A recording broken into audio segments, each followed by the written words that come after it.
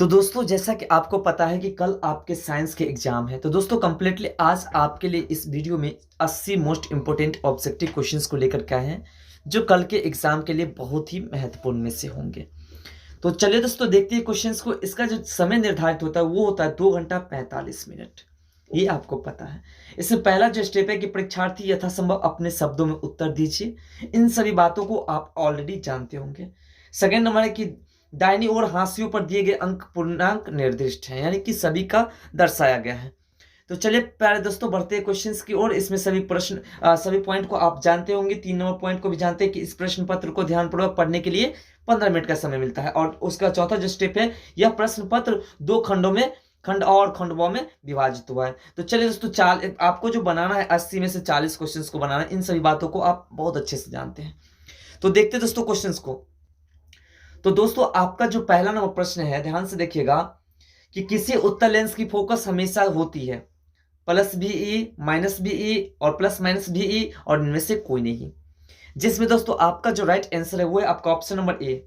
फिर अगला प्रश्न है कि किसी शब्दकोश में पाए गए छोटे अक्षरों के पढ़ते समय आप निम्न में से कौन सा लेंस पसंद करेंगे। जिसमें दोस्तों आपका जो राइट आंसर है वो है आपका option number C, 50 centimetre focus दूरी का।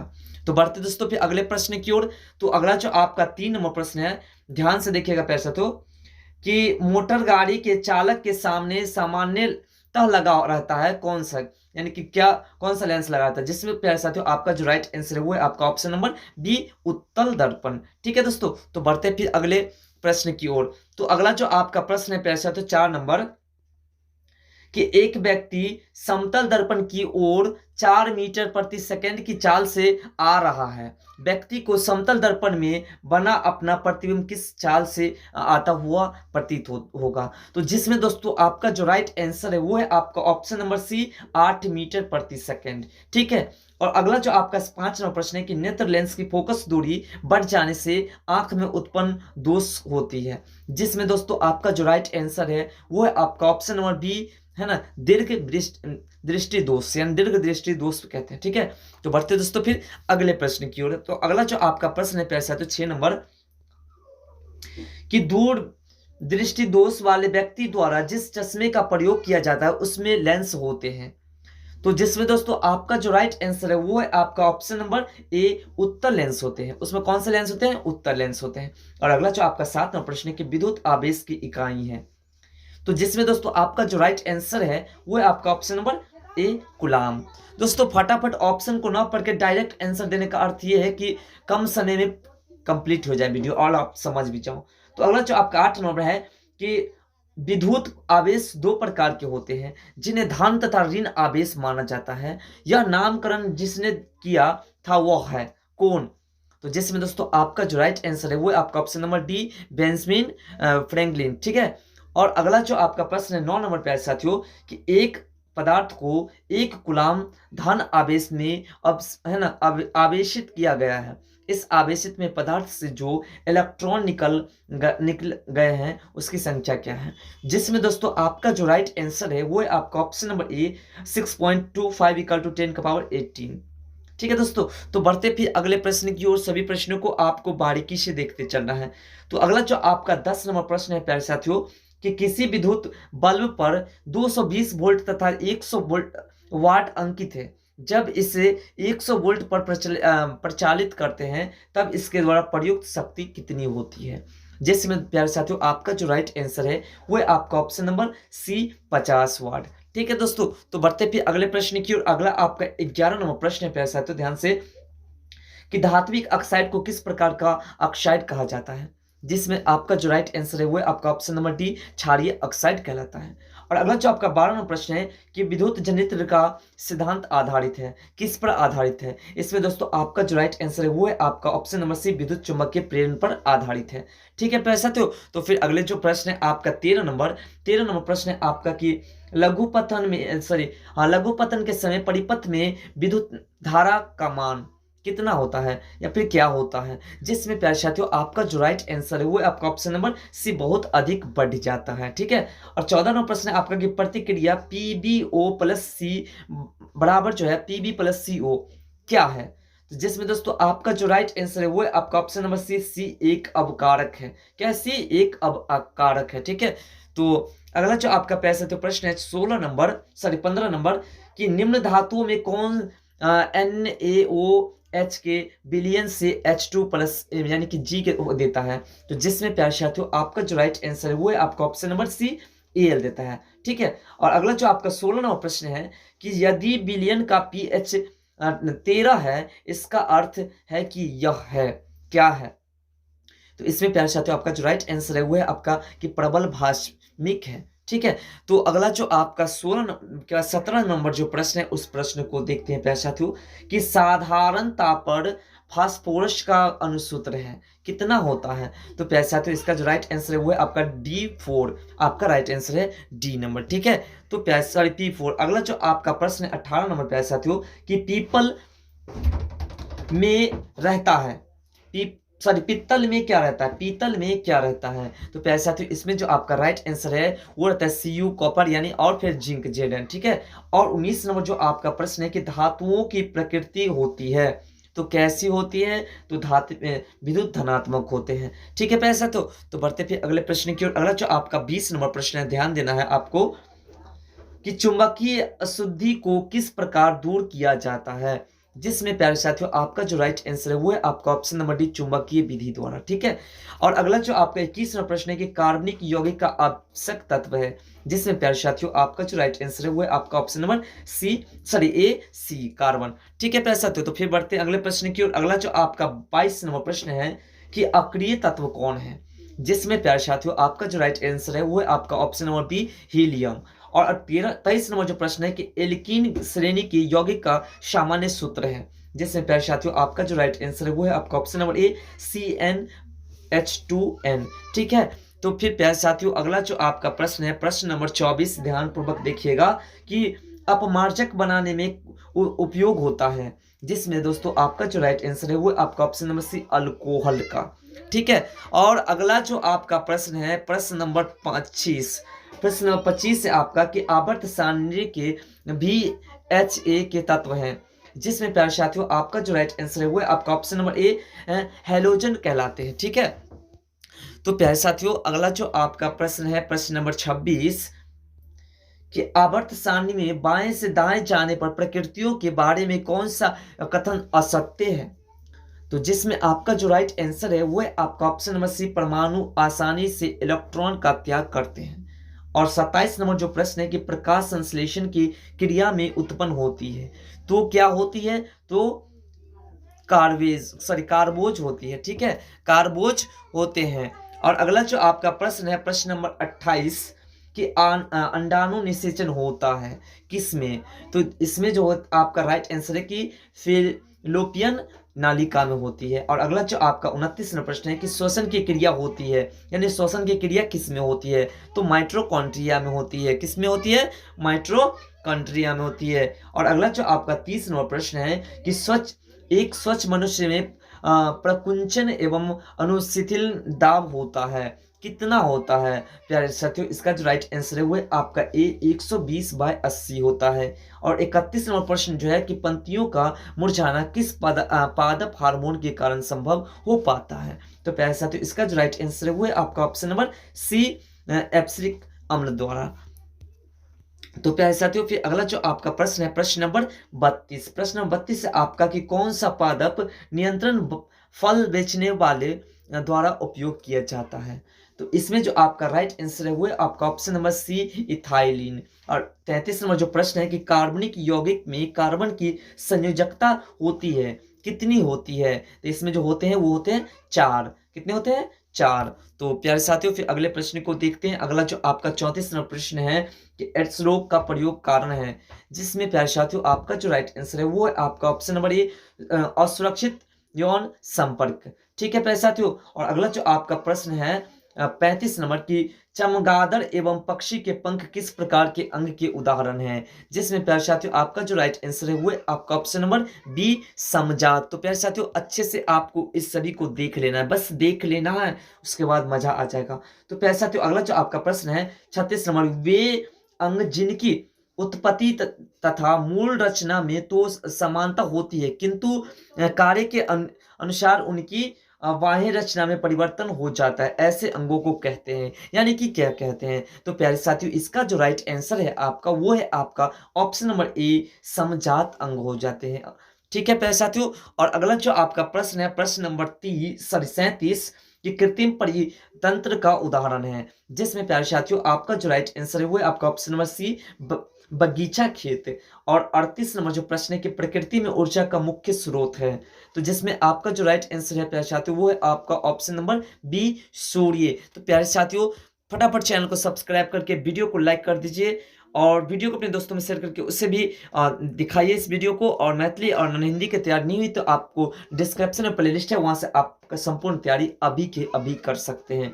तो प्यारे साथियों, 39 नंबर प्रश्न है कि वनों के संरक्षण के लिए निम्न में से किन प्रक्रियाओं को नियंत्रित करने की आवश्यकता है, जिसमें प्यारे साथियों आपका जो राइट आंसर है वो है आपका इनमें से सभी, यानी कि पेड़ों की अंधाधुंध कटाई द्वारा, या फिर अतिचारण द्वारा, या फिर खनन द्वारा। तो प्यारे साथियों, इसका जो राइट आंसर हो जाएगा वो होगा आपका ऑप्शन नंबर डी, इनमें से सभी। और अगला जो आपका प्रश्न 40 नंबर, वे पदार्थ जो जैविक प्रक्रम द्वारा अपघटित हो जाते हैं कहलाते हैं, क्या कहलाते हैं प्यारे साथियों? तो इसका जो राइट आंसर है वो है आपका ऑप्शन नंबर ए, जैव निम्नीकरण कहलाते हैं, निम्नीय या फिर निम्नीकरणीय कहलाते हैं। तो प्यारे साथियों, फिर 41 नंबर जो आपका प्रश्न है वो कह रहा है प्रश्न कि आमीटर से निम्नलिखित में किसे मापा जाता है, जिसमें राइट है आपका आंसर दोस्तों वो है आपका धारा मापा जाता है।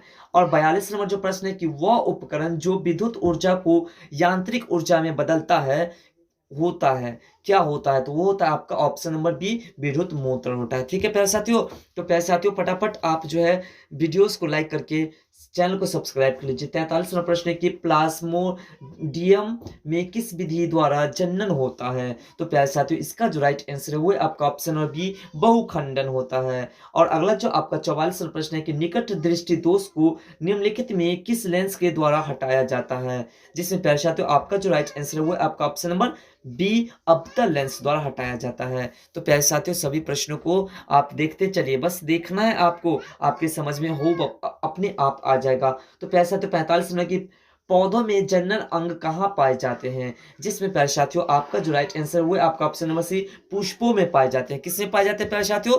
पुष्पों में पाए जाते हैं।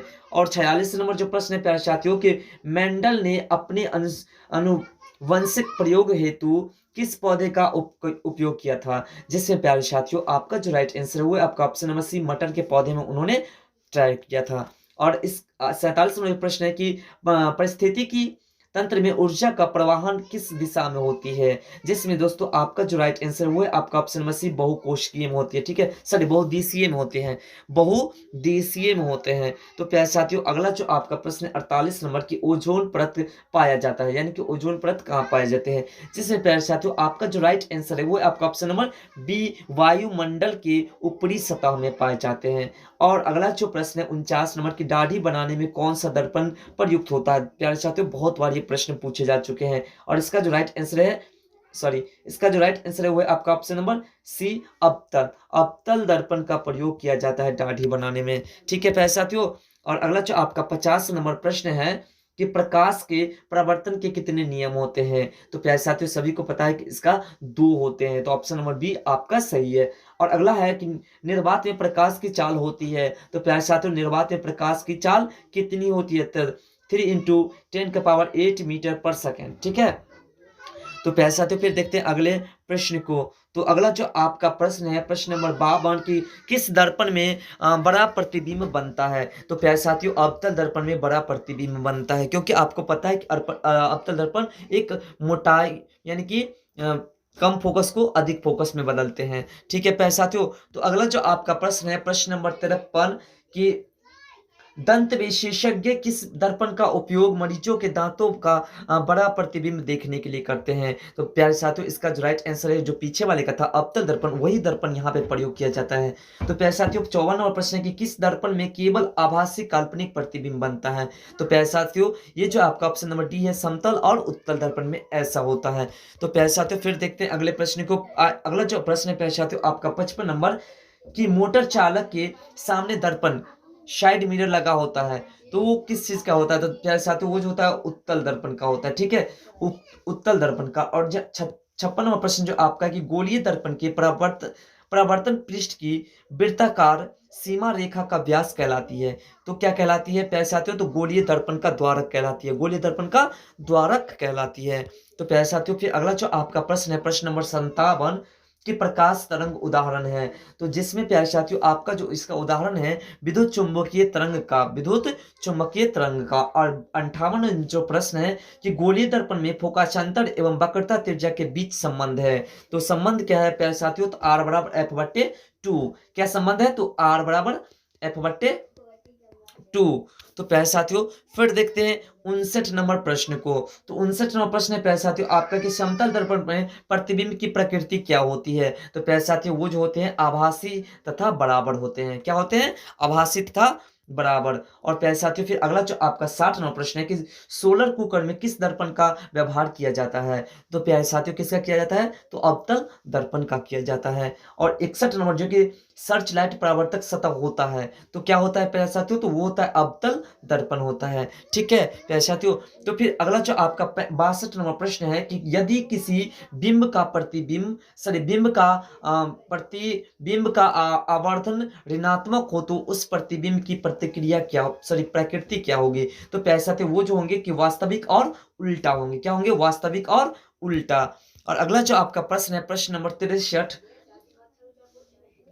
कि किसी दर्पण के सामने आप चाहे जितनी दूर पर खड़े हो आपका प्रतिबिंब सीधा ही बनता है, संभवतः दर्पण होता है। कौन सा दर्पण था प्यारे साथियों? तो वो होता है आपका समतल या उत्तल। कौन कौन? समतल या उत्तल, दो ही दर्पण हो सकते हैं प्यारे साथियों। तो अगला जो आपका प्रश्न है वो है कि अवतल दर्पण द्वारा किसी वस्तु का बना प्रतिबिंब आभासी सीधा तथा बिंब से बड़ा पाया गया वस्तु की स्थिति कहाँ होनी चाहिए? तो प्यारे साथियों ये जो होने चाहिए वो होने चाहिए आपके कि दर्पण के ध्रुव और मुख्य फोकस के बीच होने चाहिए। क्या है? दर्पण के ध्रुव की और मुख्य फोकस के बीच होना चाहिए। तो प्यारे साथियों फिर अगला जो आपका प्रश्न है, प्रश्न नंबर 65 कि यदि किसी बिंब का प्रतिबिंब का आवर्धन ऋणात्मक हो तो उस प्रतिबिंब की प्रकृति क्या होगी? तो प्यारे साथियों वो जो होगी काल्पनिक और सीधा होगी। और 66 नंबर जो प्रश्न है कि किसी वस्तु का आवर्धित काल्पनिक प्रतिबिंब बनता है तो कैसा बनता है? तो वो बनता है अवतल दर्पण से बनता है। किससे? अवतल दर्पण से बनता है। तो प्यारे साथियों फिर अगला जो आपका प्रश्न है, प्रश्न नंबर 67 कि निम्नलिखित में से कौन उत्तल दर्पण की फोकस दूरी है जिसकी वक्रता त्रिज्या 32 सेंटीमीटर है? तो प्यारे साथियों ये जो आपके राइट आंसर है वो आपका ऑप्शन नंबर C 16। अब कैसे प्यारे साथियों? तो जब वक्रता त्रिज्या फोकस कर रही है तो क्या होता है? तो C/2 हो जाते हैं F बराबर, ठीक है प्यारे साथियों। तो F बराबर C का मान कितना है? 32 है। तो 32 में हम जब 2 से भाग देंगे तो 16 आपका निकल जाएगा। तो प्यारे साथियों इसका जो राइट आंसर था वो आपका ऑप्शन नंबर C। और अगला जो आपका 68 नंबर प्रश्न के परावर्तन के नियम से निर्धारित होती है, क्या निर्धारित होती है प्यारे साथियों? तो ये होते आपतन कोण परावर्तन कोण के बराबर होते हैं। तो प्यारे साथियों सभी को आराम से आपको देखना है बस। अगला जो आपका प्रश्न है 69 नंबर कि समतल दर्पण द्वारा बना प्रतिबिंब होता है, कैसा होता है प्यारे साथियों? तो वो होता है काल्पनिक होता है। और ये जो 70 नंबर प्रश्न है कि संयुग्मिक फोकस केवल संभव है किसमें? तो अवतल दर्पण में। किसमें? अवतल दर्पण में ही सिर्फ संभव है। तो प्यारे साथियों अगला जो आपका 71 नंबर प्रश्न है वो है आपका कि उत्तल दर्पण में प्रतिबिंब सदैव बनता है, यानी हमेशा कैसा बनता है? तो वो बनता है ध्रुव और फोकस के बीच हमेशा बनता है। और 72वां प्रश्न प्यारे साथियों किसी दर्पण का मध्य बिंदु कहलाता है, क्या कहलाता है प्यारे साथियों? तो ध्रुव कहलाता है। क्या कहलाता है? ध्रुव कहलाता है। तो प्यारे साथियों फिर अगला जो आपका प्रश्न है, प्रश्न नंबर 73 कि समतल दर्पण में वक्रता त्रिज्या R है, क्या है R? तो प्यारे साथियों ये जो आपका राइट आंसर है वो है आपका ऑप्शन नंबर C, R है अनंत। क्या है? R अनंत है, R बराबर अनंत है। तो प्यारे साथियों अगला जो आपका 74 नंबर प्रश्न है कि हसामत बनाने के लिए व्यवहार किया जाता है, यानी हसामत बनाने में किस दर्पण का प्रयोग किया जाता है? तो प्यारे साथियों अवतल दर्पण का किया जाता है। ये पीछे भी हम चर्चा कर चुके हैं इसके बारे में। और अगला जो आपका 75 नंबर की समतल दर्पण की रेखाएं आवर्धन होती है, तो प्यारे साथियों वो जो होते हैं आपके M छोटा 1 होते हैं, यानी कि प्यारे साथियों यहाँ पे जो आपका ऑप्शन नंबर बी आपका राइट है। तो प्यारे साथियों अगला जो आपका प्रश्न है, प्रश्न नंबर 76 कि प्रतिबिंब की ऊंचाई और वस्तु की ऊंचाई के अनुपात को कहते हैं। तो क्या कहते हैं प्यारे साथियों, तो वो कहते हैं आवर्धन कहते हैं। क्या कहते हैं, M1/M2, M1/M2 होते थे, इससे हम क्या कहते हैं, आवर्धन कहते हैं पारिश। तो अगला जो आपका प्रश्न है प्यारे साथियों 77 नंबर की, गाड़ियों के अग्रदीपों में किस दर्पण का उपयोग किया जाता है। तो प्यारे साथियों ये जो आपका राइट आंसर है वो है आपका ऑप्शन नंबर बी, अवतल दर्पण का ही प्रयोग किया जाता है। तो प्यारे साथियों फिर देखते हैं अगले प्रश्न को। तो अगला जो आपका प्रश्न है प्यारे साथियों 78 नंबर कि दर्पणों के प्रयोग से सभी दूरियां मापी जाती है। तो प्यारे साथियों इसका जो राइट आंसर वो है आपका दर्पण से ध्रुव से, सॉरी दर्पण के ध्रुव से, दर्पण के किससे, ध्रुव से। ठीक है प्यारे साथियों। और अगला जो आपका प्रश्न है 79 नंबर कि गोलीय दर्पण की किसका दृश्य क्षेत्र बहुत विस्तृत होता है। तो प्यारे साथियों ये जो होते हैं वो होते हैं उत्तल के। तो प्यारे साथियों अब चलते हैं अगले प्रश्न की ओर। तो प्यारे साथियों अगला जो आपका लास्ट प्रश्न है प्रश्न नंबर 80 की, निम्नलिखित में कौन संतृप्त हाइड्रोकार्बन है। तो प्यारे साथियों वो जो आपका है C4H10 है। तो प्यारे साथियों आशा करते हैं कि हमारे द्वारा ये बताई गई जानकारी आपको बेहद पसंद है। अगर पसंद है तो वीडियो को लाइक करिए, कमेंट करिए।